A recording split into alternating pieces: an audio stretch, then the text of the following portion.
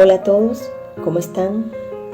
Mi nombre es Arelis Díaz, soy médico especialista en reumatología y formo parte de esta congregación cristiana Centecrit de la zona norte. Tengo hoy el gusto de participar en este congreso para hablarles del tema la muerte de Jesucristo. Ya en los anteriores episodios se ha resaltado la historicidad de Jesús, donde juega un papel relevante las diferentes fuentes históricas, hoy explicadas por César, y que dan testimonio de la existencia de Jesús, su crucifixión y resurrección. Así que en este tiempo estaré hablándoles de las fuentes médicas. Preparémonos entonces para escuchar un enfoque diferente sobre la crucifixión de Jesús, profundizando en los detalles clínicos de su muerte. Antes les haré una breve mención de las fuentes arqueológicas que dan fe de la crucifixión de Jesús, las cuales se obtuvieron mediante las excavaciones en la antigua Palestina. Tales son el Pretorio, el cementerio judío del siglo I y el famoso sudario de Turín. El Pretorio era el lugar donde residía Poncio Pilato y donde fue enjuiciado y flagelado el Señor Jesús, mientras que el sudario de Turín es una fuente de gran relevancia por la valiosa información que aportó. Es también llamado la sábana santa, la cual es una pieza de tela de lino de más de 4 metros de extensión en la que se ven impresas dos imágenes, una de la parte delantera del cuerpo y otra de la espalda de un hombre desnudo que fue flagelado y crucificado. Por cierto, que el Evangelio de Juan da testimonio de la existencia de este sudario.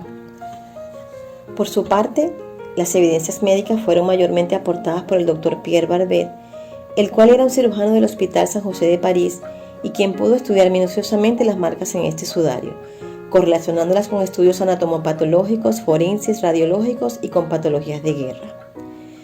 A partir de ahora, haremos una reconstrucción de la pasión de Jesús a través de las Escrituras, basándonos en los Evangelios de Juan, Marcos, Lucas y Mateo, a partir de los capítulos 13, 14, 22 y 26 respectivamente.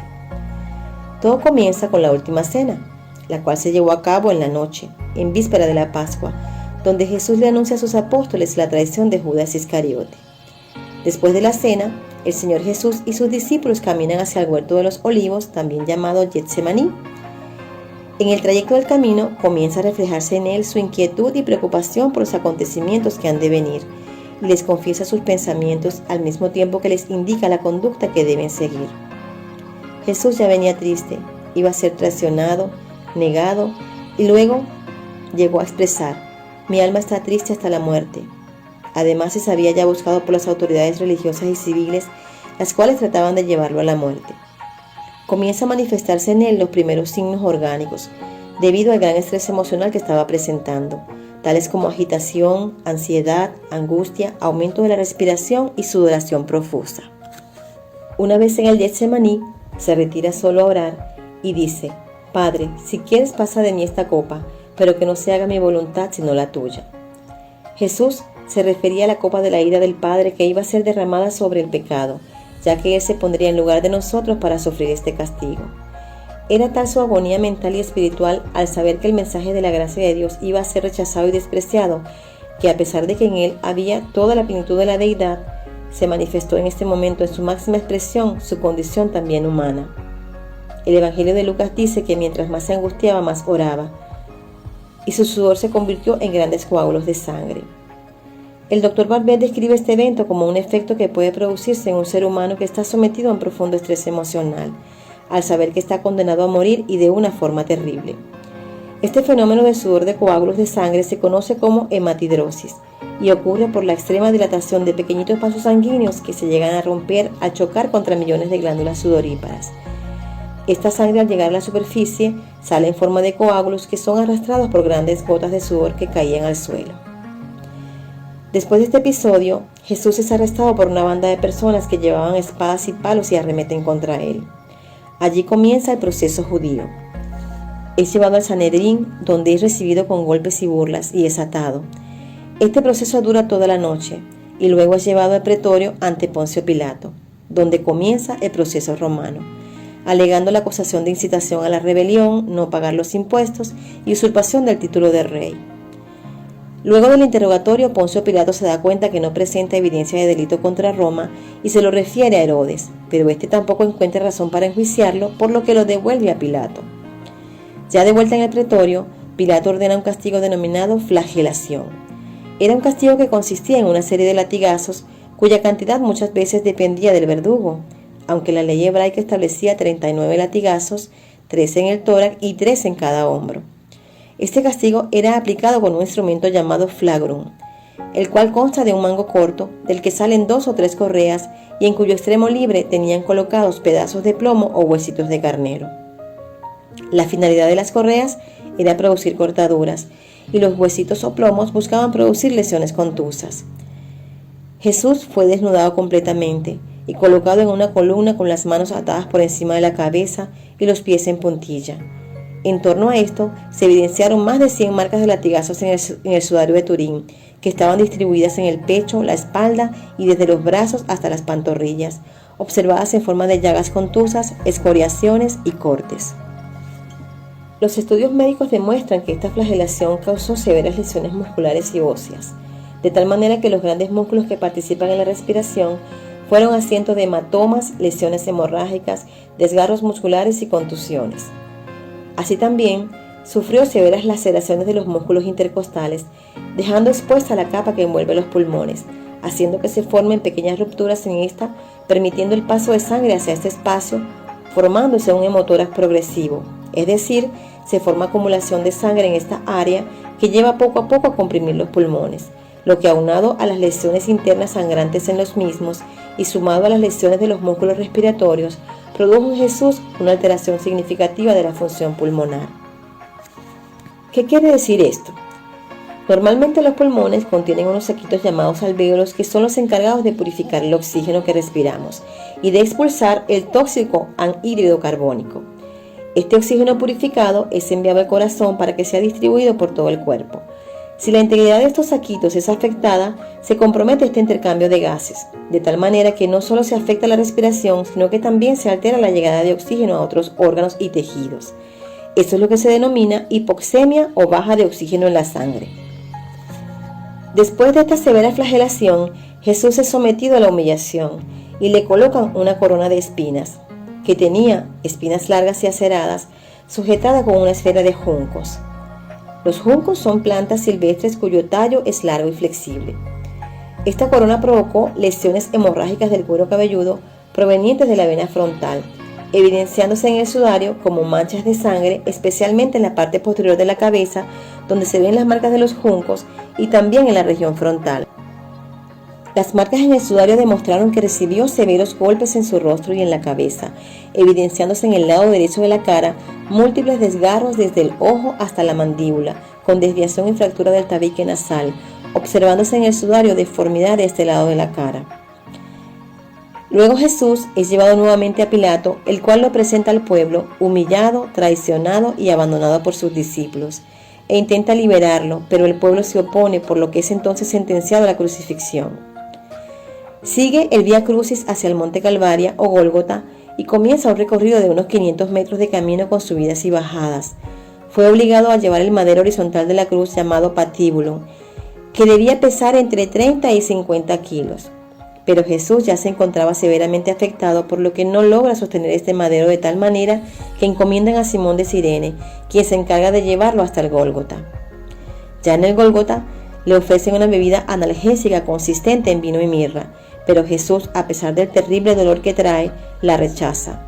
Es nuevamente desnudado y acostado en el suelo con los brazos sobre el patíbulo, estirados en ángulo recto y clavadas sus muñecas, con un clavo que medía entre 13 y 18 centímetros, en un espacio anatómico de la muñeca conocido como espacio de Stock, el cual se forma entre 4 huesos del carpo, muy cerca del túnel carpiano por donde pasa el nervio mediano, logrando lesionarlo y produciendo un terrible dolor y la contractura de los músculos de la palma de las manos. Prueba de esto es que en el sudario no se ven los pulgares, porque una vez que se lesiona el nervio, estos pulgares se van hacia adentro. El paso del clavo por este túnel carpiano provoca un terrible dolor en este nervio, parecido a los grandes dolores neurálgicos como la ciática, y además se manifiesta la sintomatología del síndrome del túnel carpiano, siendo a su vez reproducido este dolor cada vez que trataba de subir y bajar las manos en la cruz para poder respirar. Asimismo, el sudario muestra la evidencia de una perforación en la muñeca izquierda, rodeada por 2 hilos de sangre.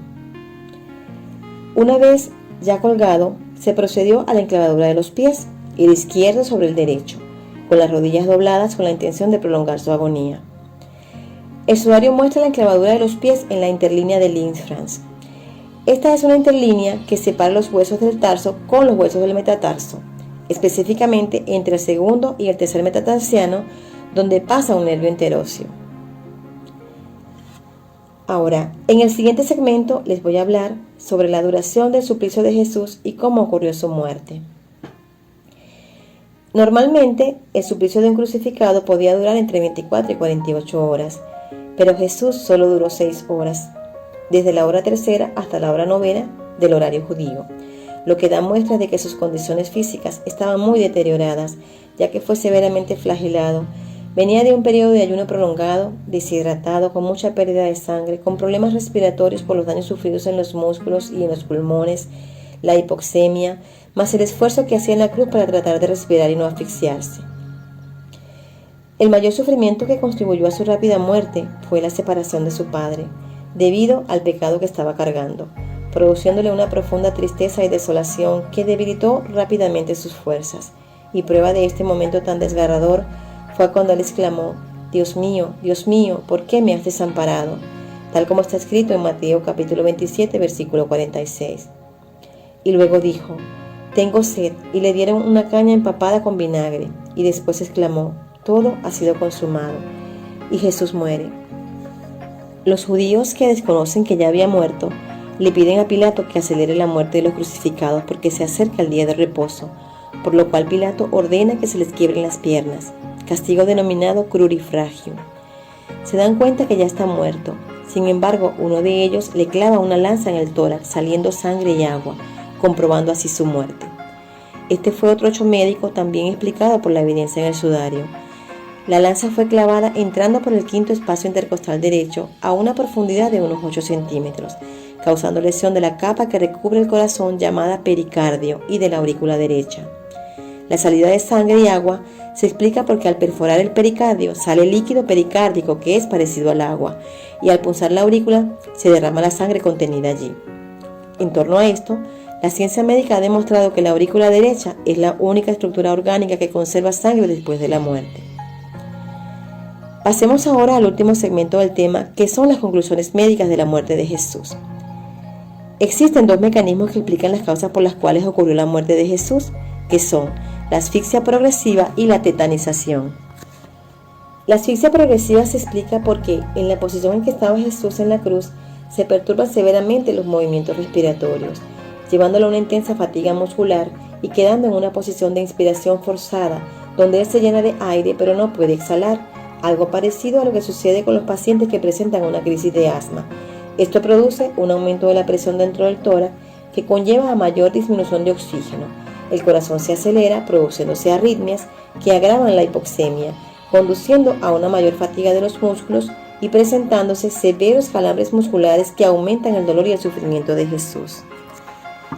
El otro mecanismo, que es la tetanización, se produce como consecuencia del intenso trabajo muscular donde se consumen todas las reservas de azúcar de la célula, y esto, sumado a la baja de oxígeno en la sangre, impide la relajación de los músculos, que se contraen severamente, alterando el intercambio de iones en la célula, produciendo una baja de potasio y una sobrecarga de calcio, que conduce a una hipercontractilidad de los músculos, la cual paraliza los músculos respiratorios, causando la asfixia definitiva y la muerte de Jesús. Y ya para terminar, y basándome en lo que antes les he explicado, la pasión del Señor Jesús duró 18 horas, y en este tiempo vivió todo el dolor existente en la medicina, que un ser humano normal los podría vivir en unos 70 años si es que los vive. De tal manera que el Señor Jesús dejó claro con su sacrificio y muerte en la cruz cuánto amó a la humanidad, que hasta su última gota de sangre derramó por todos. Hasta aquí es el tema, espero me hayan entendido. Si tienen alguna duda o desean preguntar algo, estoy a la orden. Que pasen feliz día.